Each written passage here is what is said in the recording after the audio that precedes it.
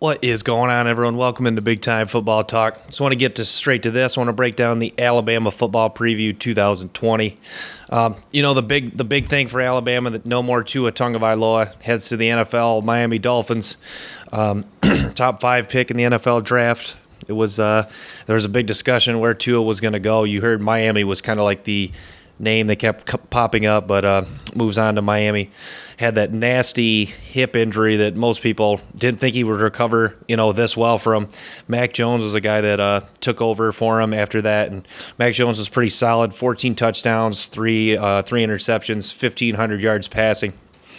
Mac Jones is a pretty good player. He's a former 3-star recruit. He's a guy that's fortunate to get on the field for Alabama because, sadly, if you come to Alabama as a 3-star recruit, likely you're not going to see the field. But he's going to be in the mix with. I thought it was going to be Tua's brother, but he moves on to Maryland. He's going to be in the mix with Bryce Young.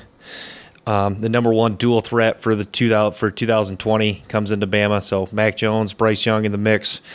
Likely those are the two main candidates for the starting quarterback job in 2020. We'll see, like Nick Saban did when they had Tua and Jalen Hurts. It could be you play both guys early on, and if one guy separates either game 1 or game 2, they could eventually take over and run away with it. But running back Najee Harris returns. Also, you got Brian Robinson. Najee Harris is one of the best backs in the country. I think you can make a good case that he is the best back in the country. You got him, Travis Etienne, Chuba Hubbard. This is a pretty solid draft class at running back. But Najee Harris is a bruiser physically. He is, he's a guy that'll run through you. He can run around you. Harris was a guy, that was frustrated early on at Bama, but really was the feature back last year and got his chance to shine. A former 5-star recruit that's, been the made man in high school and at Alabama. It was, it wasn't as easy for him to get on field, but you saw in that national championship game he played as a freshman. Not only just in that game, but he played in that season, the 2018 season. Last year it was the Najee Harris show. 1,200 yards, 13 touchdowns. Also get back Brian Robinson, a pretty solid running back in his own right, 466 yards and 5 touchdowns last year for the Crimson Tide. One of the best wide receiver cores in the nation, Jalen, Waddle, and Devontae Smith. I recently went back and watched that Ole Miss tape where Jalen Waddle just went crazy against Ole Miss, 5 touchdowns. I think it was an Alabama school record. And you got Jalen Waddle, who's just, every time he touched the ball, you think he's going to take it back. Whether it's punt return or kick return, you think Waddle's going to take the ball to the house. He's just that explosive. But, it's great. Only in Alabama, he's their wide receiver 4, and he's likely a top 10 pick. This shows the crazy depth they have at the wide receiver position, and Waddle's a guy that's, Waddle, Devontae Smith guys are battling out for who potentially is going to be the number 1 wide receiver in the 2021 NFL draft. But experience on the offensive line, Dickerson, Alex Leatherwood. Leatherwood was a guy that many thought would be a first-round pick if he went to the draft, but chose back to come for his senior year.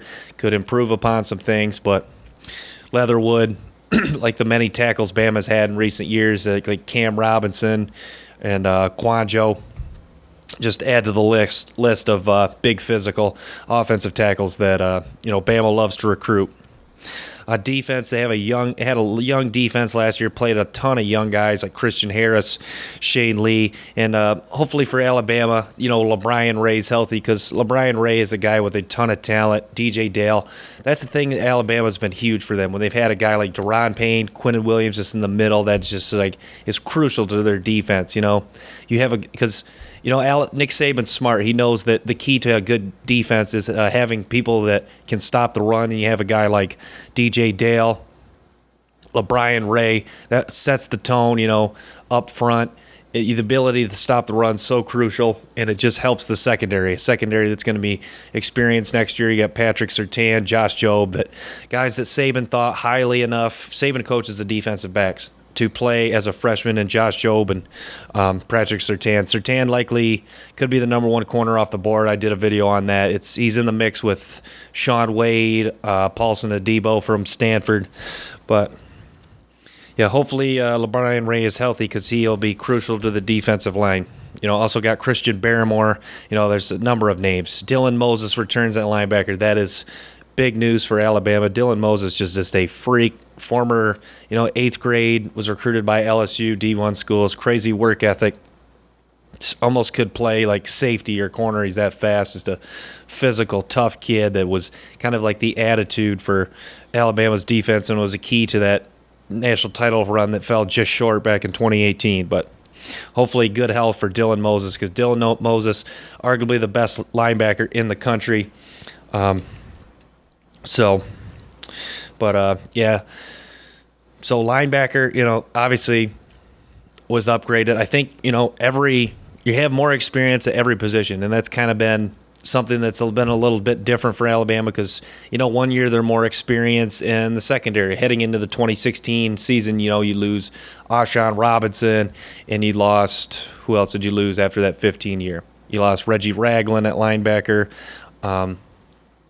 But in 17, your experience was the secondary, and then some years their key experience is the defensive line or the linebackers. So this is the year you're looking at all three levels of the defense, your defensive line, linebackers, and secondary all have experience for the Crimson Tide.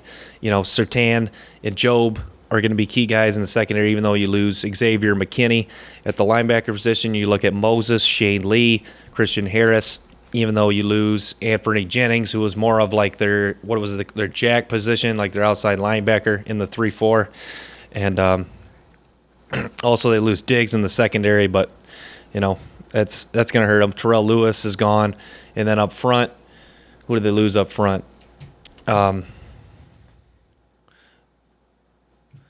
Forget exactly who they lose. Was it Isaiah? No. Was it Isaiah Buck? I'm not sure. But yeah, the experience, there's guys with, experience. And then, hopefully Alabama's added some depth because, likely Alabama's depth really hasn't what it had been in the previous years. So hopefully they continue to build that depth. Their recruiting classes are just insane this next year. This 2019 class and 2020 class are just insane. But yep, 11-2 last year. The losses to LSU and Auburn. LSU was a tough one. Obviously, that was a team that went on to win the national title. And the Joe Burrow, the star, was born. That was a kind of a game that just, added to his Heisman campaign. And Auburn was a game Mac Jones played in because Tua was hurt. And they lost the Auburn game. That was a game I think they had, 2 pick sixes? I think they finished with like 4 turnovers. But, it shows that in any level of football, you throw a couple of turnovers for touchdowns, whether it's fumbles, interceptions, and your chances of winning just go down the drain, even though Jalen Waddle had a monster game. I think he returned a punt and had a couple big receptions. But, you can have the big plays, but if you turn the ball over multiple times, especially for scores, it's going to cost you, especially in rivalry games. A game in Auburn, a team that really wants to beat you and can, play with you physically, like Auburn. Two of their guys drafted on the defensive line, in Marlon Davidson and Derek Brown. And then they beat Michigan 35-16 in the Orange Bowl. It was a game they kind of looked disinterested, and Michigan gave them their best shot in the first half, and Alabama just put the ball on the ground with Najee Harris in the second half and just kind of grinded it away slowly for Michigan, and Patterson just couldn't make any plays in the passing game. So this year they open up at Missouri. They should take care of Missouri. Missouri brings in a new coaching staff, and then they play Texas A&M at home, which will be a big test. A&M's a team they've usually taken care of, but will be tougher this year. They have a lot of guys back, including quarterback Kellen Mond, Jimbo Fisher, a former national title winning coach. Versus Georgia, October 17th. This is a interesting game because Georgia is loaded talent-wise. Their recruiting classes just keep, bringing in depth, that they're getting closer to kind of what Alabama has talent-wise. They might even have more talent than Alabama, especially at the quarterback position and, arguably a few other positions. So at LSU, November 14th, and then versus Auburn, November 28th. Not the last game of the season, second last game of the season. Against the Auburn Tigers. But the LSU games should be able to beat LSU this year without Joe Burrowless LSU team. And then Auburn, always going to be a tough rivalry game. So anxious to see, how that game kind of goes down, because that's just always a tough physical game, rivalry game. November 28th. So those are some of the 4 games you want to circle on your calendar. And, SEC is getting straight to it. Starting September 26th, the Missouri game is when they open up. So thanks for tuning in to Big Time Football Talk. Until next time, peace.